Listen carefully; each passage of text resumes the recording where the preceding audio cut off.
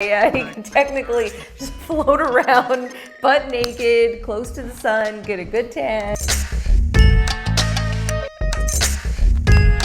We follow Butcher as he is gathering the boys, and he finds young Huey, who had just had his girlfriend annihilated right in front of him by A-Train. He recruits him to the team. It's not exactly clear why he needs Huey. He knows that Huey is looking for vengeance because they basically just paid him off. Once they recruit him, Butcher is out to put Soups on notice. So they go after this young group of superheroes called Teenage Kicks. I didn't even know that that was their name. Did you read this comic? But I didn't know that was their name. The way they explain them is like a comparison to the Seven, where the Seven is like NSYNC and Teenage Kicks is like the Backstreet Boys, right? Like they're the bad boys. They like to party hard. They like to party real hard. The bulk of the comic is Butcher bringing Huey on board along with the readers. We learn a lot about this world and Soups through Huey, and Butcher's like showing Huey the ropes, finding out about Teenage Kicks and all of the ridiculous things that they're doing. And not only them, we're also finding about a lot of the ridiculous things that Soups are doing in general. So I liked this comic because it's totally different from any other comic I've read. Granted, I haven't read a lot. I've read like a couple of Batman comics. I've read some Ender's Game comics. Oh yeah. And I read the Invader Watchmen. Zim.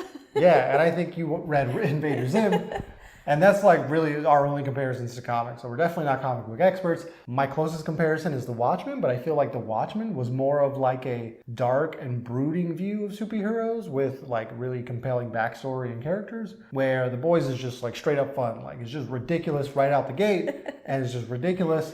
Non-stop action. Dark, shocking. It's hilarious. I mean, it's surprisingly hilarious because they'll be very serious in one panel, yeah, and then the very next panel is just something like utterly shocking. Like I caught you giggling at one point. Like I was sitting next to you, you were flipping through the comic, and you were giggling. I was like, "What are you laughing at?" She was like, "His butt."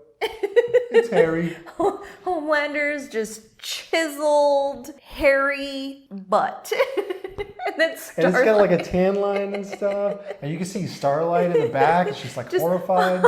And that's what I like about this comic as well. Is like the art in this comic is really sharp, really bright and vibrant. Mm-hmm. And the humans, I guess, are really drawn well and they're proportionate. Mm-hmm. And that's a great comparison to the comic book heroes, which are sometimes like a little outlandish, like their muscles are huge, like Homelander's muscles are huge, his butt cheeks are chiseled. And that kind of comparison through the art is fantastic, especially their emotions, because there's so many shocking things that are happening in this comic, and the art really sells the details of the emotion. Even Butcher's dog has great emotions that come through on his face, and he's a dog. That dog is ready to F at a moment's notice. And I think Butcher like trained him like that. But why would a dog be willing to bone another dog? Be ready to bone another dog so quickly unless Butcher trained it to do that. Or maybe Butcher bought the dog or got it because of that. You know what I mean? That was the reason why Butcher was so attracted. He showed that Yorkie. He was like, yeah, that dog F's.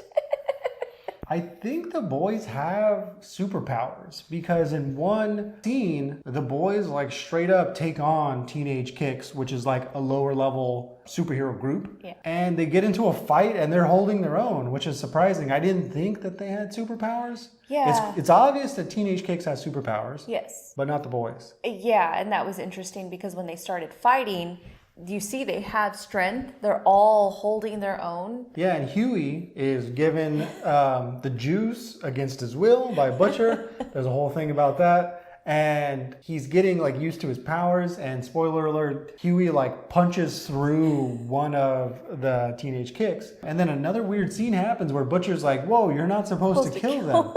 I'm like, you're not supposed to kill them. You're Butcher. You're the boys. What are you talking about?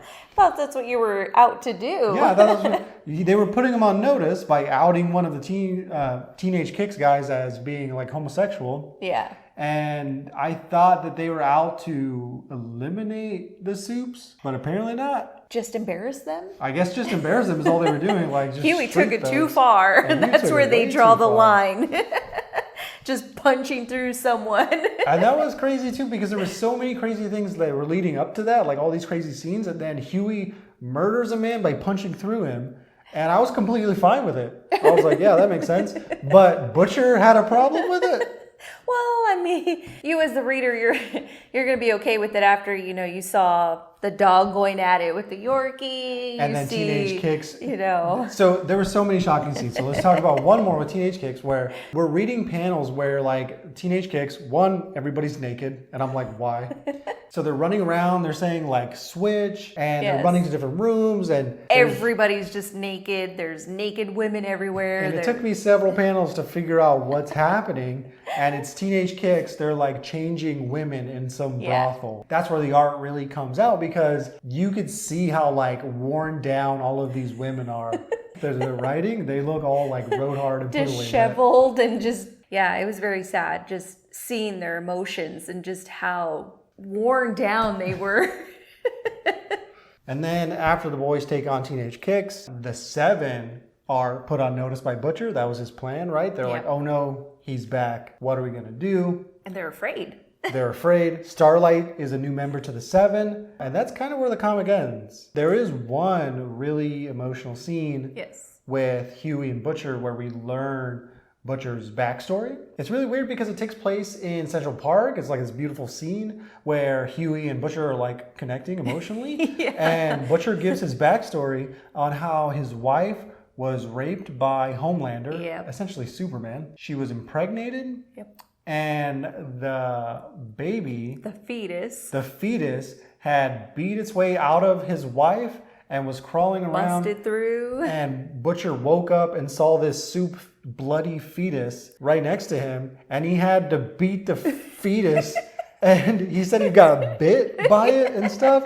It was horrifying. It's like, so Huey, I totally understand where you're coming from with your girlfriend getting murdered by A-Train. He's trying to share a moment with him. Yeah, they connect by sharing like horrible stories about how Supes screwed them over. This comic has been turned into a show on Amazon Prime, as probably everybody knows. So let's talk about the comparisons between the comic and the show, which I think there are many, but it's not 100% copied, right? Yeah. Which I think is fantastic, because the comic is a lot more different than the show. They took a lot of creative licenses with the show, and I think it works. I love the show as something completely different. I love the comics as like a new adventure that you would go on with characters that you already love. And the characters are slightly different. I feel like Butcher seems more cold. I don't know if it's because you see more of like his love for his wife and how he actually has something to care for, as opposed to in the comic, it's just him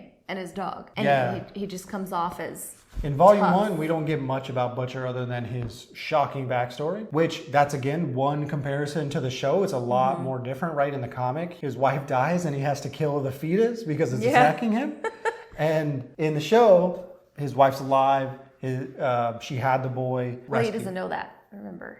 Right, he doesn't know that. He thinks that she's dead, but he still loves and misses his wife. Right, so that's one difference. There's a couple of differences with the boys from the comic to the show. The boys, Huey in the comic is Scottish, and he's not Scottish in the show, he's American. And the comic takes place in Scotland, doesn't it? Huey, the scene between Huey and his girlfriend takes place in Scotland, Butcher's still British, though. Yeah. Butcher has a dog in the comic. He doesn't have a dog in the show. MM is still MM. Yeah. Frenchie is slightly different as well. And I think they call her the girl or the woman. And she basically has no lines, which is similar to the show. She has no lines, but she has a few more lines and a bit of a backstory compared to season or volume 1. Like in the comic, she's already a part of the boys. Like you don't see. She just shows up and she's part of them. She's a part of them already. Like you don't see how in the show, where she finds her brother, they find her, and things like that. Also, the sexual assault scene between Starlight and the Deep in the show doesn't happen that way in the comic. In the comic, she is mouth raped by Homelander. And while she's like trying to figure out a way out of it, She tries to escape, but then she's confronted by A-Train and Black Noir. Yes. And she's like, please. She's like relieved that they arrived or showed up, and she's like, please help me. You know? And then they whip their dick out. And she's confronted by 2 more wieners. And everybody's just surrounding her with their wieners out. Like, come on, have at it. Have at it. Why are you not sucking it right now? I'm very confused. And it's one of a quintessential boys moment where everything is just so utterly shocking and over the top. It's so sad. Like, you see her when in the comic, like, you flip to the next page and you see her in the bathroom stall after she had just thrown up. Again, she just fantastic art that just shows her like totally disgusted, and her soul's just been destroyed. These superheroes that she looked up to are not all that they panned out to be. So Teenage Kicks, I think, doesn't show up in the show at all. A-Train's girlfriend is she's a part of the Teenage Kicks. So do they mention Teenage Kicks in the show? No. They mentioned Pop Claw. Yeah. But so I think Pop Claw is a part of Teenage Kicks in the comic. But in the show, she's just a lesser superhero. And she's not A-Train's girlfriend in the comic yet. At least in Volume 1, There's not a lot covered in Volume 1. Volume 1, if you're comparing it to the show on Amazon, it's like the first 3 or 4 episodes. It's like the first quarter of the first season. It doesn't cover a whole lot. And there's things that are not a direct comparison to it. Like Huey and the boys apparently get superpowers. They don't get superpowers in the show. The 7, what do you call it? Like their home base is floating in the sky in the comic. That's right, yeah. Where it's just a building in the show. Starlight can fly. And then the 7, they fear Butcher in the comic. They know of him and they're kind of worried. But in the show, they don't know who he is just yet. They just know that somebody is out there killing soups. Yeah, it's completely different. I like how they did it in the show because it is just so much more compelling and there's so much more content to watch. Yeah. Watching Butcher slowly piece together the boys, watching his backstory slowly be revealed, and then watching the 7 slowly realize who the boys are and that they're being hunted, right? Whereas in Volume 1 of the comics, like him recruiting people takes like 3 pages. And that's basically it. They go after Teenage Kicks, which takes the majority of Volume 1. It does. The 7 are like essentially back characters, like filler for Volume 1, where you're kind of learning about them. I'm assuming they come in Volume 2 and 3, but they're not a huge part of Volume 1. Another difference for the 7 is that the Deep looks a lot more different. In the comic, he has like this old style scuba gear. Yes. Where he doesn't have that in the show. In the show, he doesn't have that at all. I actually prefer the way he looks in the show rather than the comic. In the comic, it looks completely ridiculous. Very old-fashioned. I mean, a lot of the superheroes look ridiculous, but the Deep especially looks kind of out of place. With that huge, gigantic, like a Scooby-Doo character. Yeah. And A-Train is not black, he's white in the comic. So I have to ask, what is your favorite scene in the comic? Oh man, my favorite scene was like 2 scenes together. There was one scene where Huey moves to the United States. He moves to New York. He finds an apartment in some terrible neighborhood. And Butcher's like, oh man, don't call me when you find a blood-flecked pool of sperm sliding underneath your door. And you just think it's like something Butcher would have just made up, right? Because he's foul-mouthed, and you're like, of course he would have said something like that. It's ridiculous. And then 2 scenes later, sure enough, there is a blood-flecked pool of sperm sliding underneath Huey's door. And he's like super horrified. So what was your favorite scene? I would have to say Homelander's butt cheeks. Again, it's so weird to be laughing at something like that because it's the prelude to like something completely horrible. It's shocking. So shocking that you just have to laugh because, I mean, I'm reading the comic. I don't expect hairy, chiseled butt cheek right there. And there's so many layers to that image too. Like it's Homelander's butt. It's a chiseled butt. It's kind of hairy, and it's also got a tan line on it, and a very sharp tan line. Like he was at the beach wearing like a Speedo that was just rammed up his butt cheeks. He was tanning for that moment. Yeah, and why did he even have a Speedo on? Like, just go to the beach with nothing on. He really doesn't even have to lay on the beach. He can fly. Yeah, he can technically just float around butt naked, close to the sun, get a good tan. Yeah, clear up that tan real quick. Just fly close to the sun. All the track stations are ready.